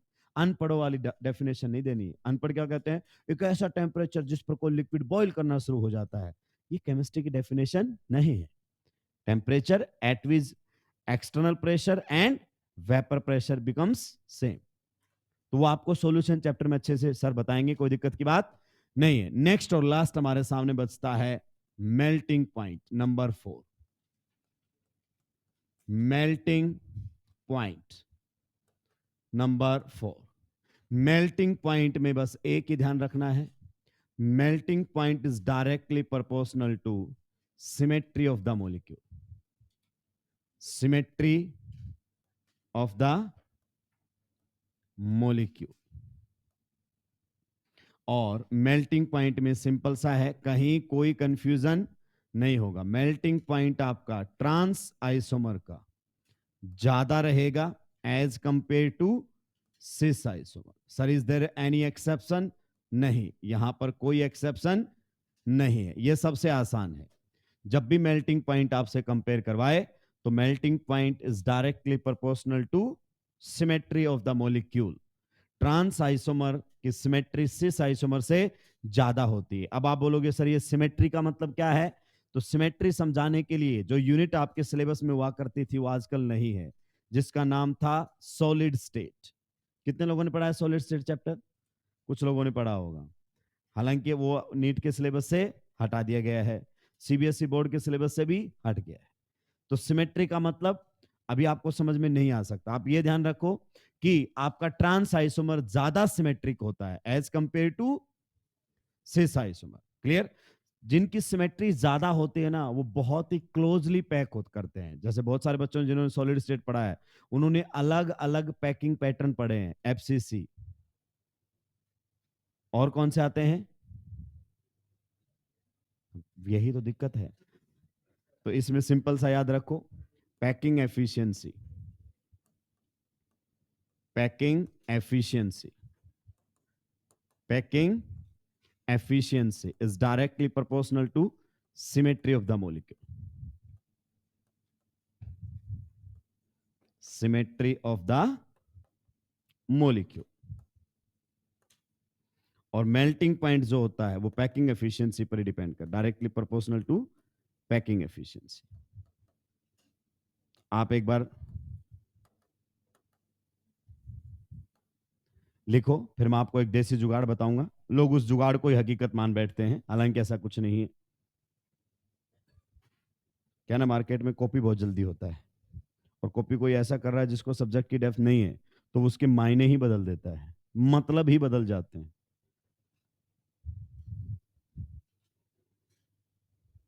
जैसे अपने एक सर ने बदल दिए थे, धीरे धीरे रे मना धीरे सब कुछ होए, माली सींचे सो गड़ा ऋतु आए फल होए।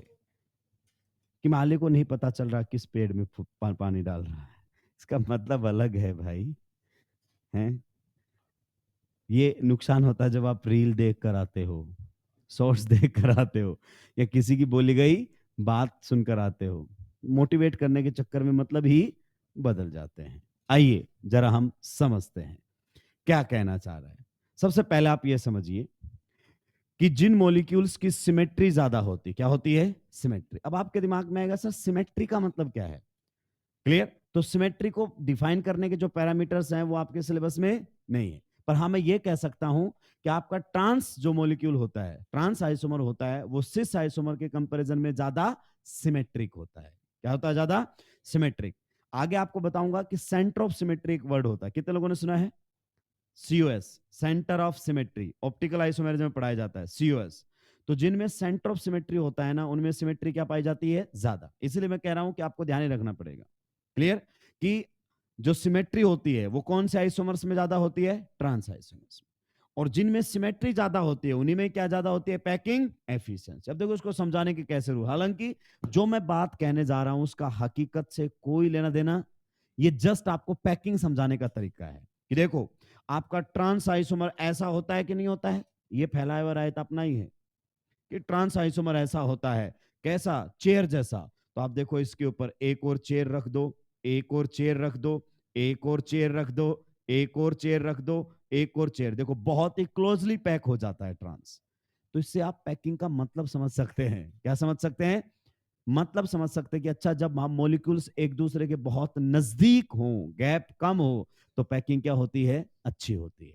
वहीं पर ही जब अपन सिस वाले की बात करते हैं तो सिस वाले की शेप कुछ इस प्रकार से होती है। आप देखोगे कि सिस वालों में जो गैप है दो के बीच में वो क्या है? ज्यादा, और यहां पर गैप है वो क्या है? कम। तो आप यहां से बस इतना समझ सकते हैं कि जो मॉलिक्यूल्स ट्रांस शेप में होते हैं वहां पर सिमेट्री ज्यादा और पैकिंग भी ज्यादा, और मेल्टिंग पॉइंट सीधा किस पर डिपेंड करता है? Packing efficiency. पैकिंग एफिशिएंसी जितनी ज्यादा होगी मेल्टिंग पॉइंट उतना ज्यादा होगा। फिर आप बोलोगे सर साफ साफ शब्दों में बोलो ना, तो साफ साफ शब्दों में तो बोल चुका हूं कि मेल्टिंग पॉइंट किसका ज्यादा होगा? ट्रांस का ज्यादा होगा एज कंपेयर टू सिस, और तो कोई साफ शब्द बचा ही नहीं है। क्लियर? कभी असर्शन रीजन आ जाए कि trans isomers have more melting point as compare to cis isomers, तो उसका आंसर क्या जाएगा? Symmetry, because trans isomers are more symmetric as compare to cis isomer.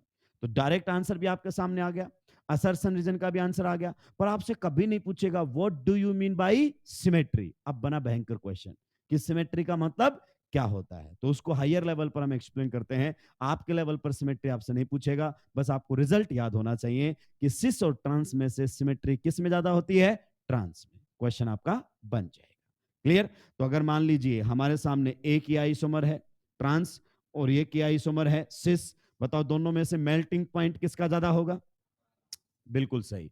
So this will be the order of melting point, लिख लीजिए। So these were physical properties of geometrical isomers. ये आपके geometrical isomers की physical properties थी।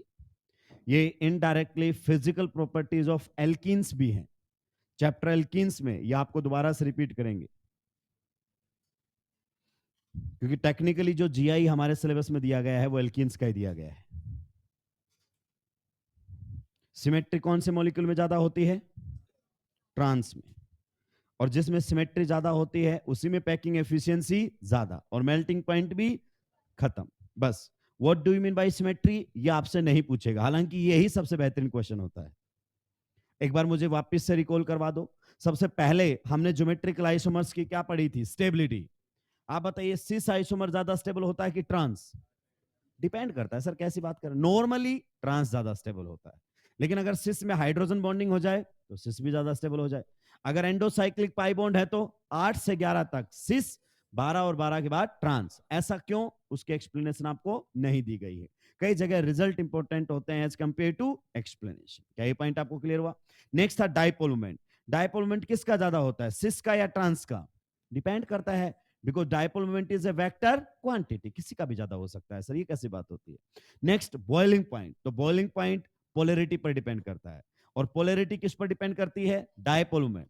तो जिनका dipole moment ज्यादा होता है उनका बॉइलिंग पॉइंट ज्यादा, तो डायरेक्ट लिंक हो गए, तो अलग से पढ़ने की जरूरत ही नहीं है। नेक्स्ट और लास्ट हमारे सामने था melting point, and melting point trans का ज्यादा होता है एज कंपेयर टू सिस, क्योंकि ट्रांस मॉलिक्यूल्स में सिमेट्री ज्यादा होती है as compare to cis. Packing efficiency भी ट्रांस में अच्छी खासी पाई जाती है। तो ये हमारे सामने थी फिजिकल प्रॉपर्टी, उल्टा दिया है।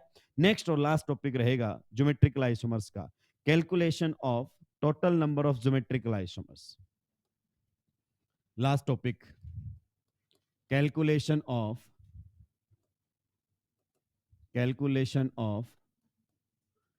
Total number of geometrical isomers. Geometrical isomers, calculation of total number of geometrical isomers. ये क्वेश्चंस काफी बार पूछा जाता है कि बताइए इसके टोटल कितने ज्योमेट्रिकल आइसोमर्स बनेंगे। आइए मैं इसको दो टुकड़ों में तोड़ता हूं। देखिए अब जब भी आपके सामने कोई मॉलिक्यूल आएगा, ठीक है, क्या आएगा? मॉलिक्यूल, और आपको बोलेगा इसके total number of GI calculate कर दीजिए, तो हम उसको दो कैटेगरी में डिवाइड करते हैं। एक हमारे सामने रहेगा कॉन्स्टिट्यूशनली, क्या रहेगा?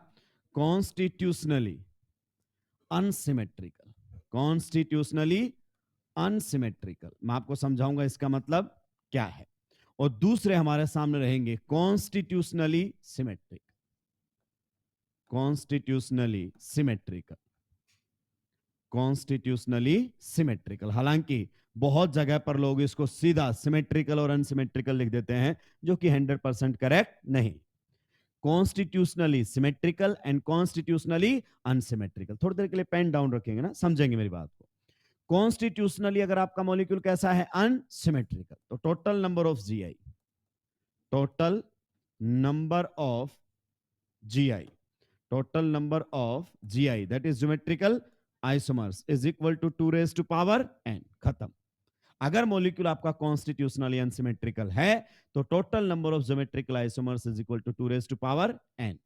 ये आपके सामने होगा, ठीक है। अगर मॉलिक्यूल कॉन्स्टिट्यूशनली सिमेट्रिकल है तो बच्चे उसमें दो केस बनते हैं। कितने केस बनते हैं? दो केस बनते हैं। Case one, if n is even, if n is even. लेकिन सर ये n है क्या? बताऊंगा। दूसरा केस बनता है इफ n इज ऑड। दो केस बनेंगे, if n is even and if n is odd. यही फॉर्मूला हम आखिरी तक ऑप्टिकल में भी लगाएंगे, तो ये एक ही अपन याद करेंगे, ठीक है।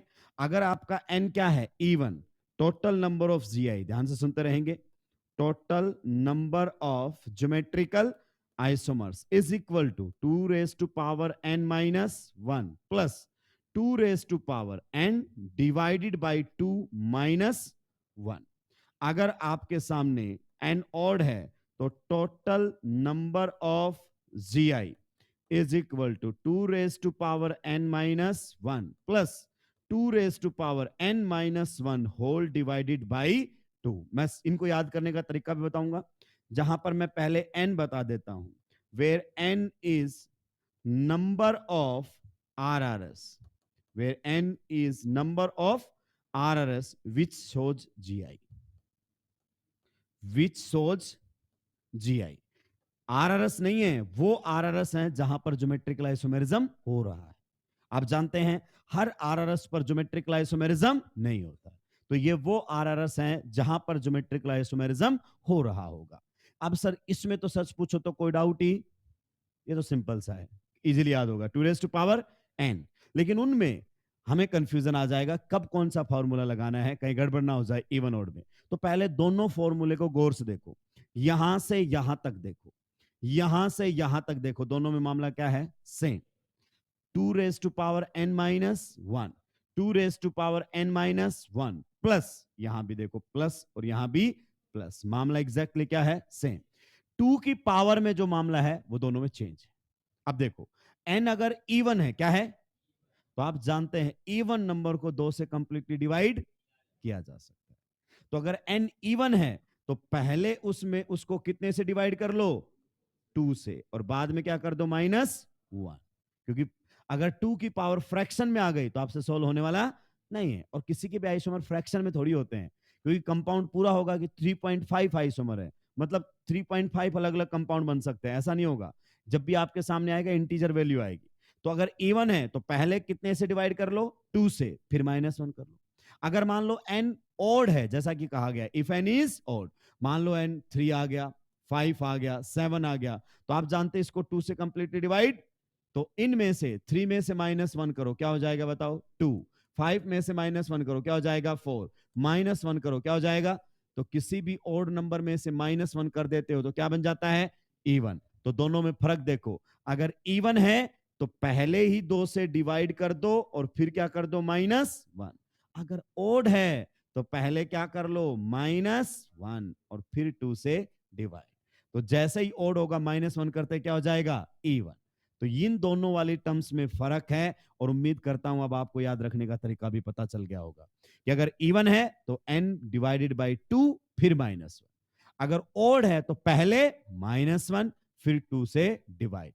तो आपको याद रखने में कभी कंफ्यूजन नहीं आएगा। सर अभी भी एक कंफ्यूजन बना हुआ है, कॉन्स्टिट्यूशनली सिमेट्रिकल, कॉन्स्टिट्यूशनली मतलब ये कौन सा था, अनसिमेट्रिकल, और ये सिमेट्रिकल। ये कॉन्स्टिट्यूशनली क्या है, सिमेट्रिकल अनसिमेट्रिकल क्या है, तो ये क्वेश्चंस के थ्रू मैं आपको क्लियर करूंगा। क्या मैंने आपको ये क्लियर कर दिया है कि n क्या है, n नंबर ऑफ RRS हैं या वो RRS जो GI शो कर रहे हैं, वो RRS जो GI शो कर रहे हैं, सुल्टाई सारे नंबर ऑफ RRS नहीं है, केवल वही RRS जो GI शो कर रहे हैं।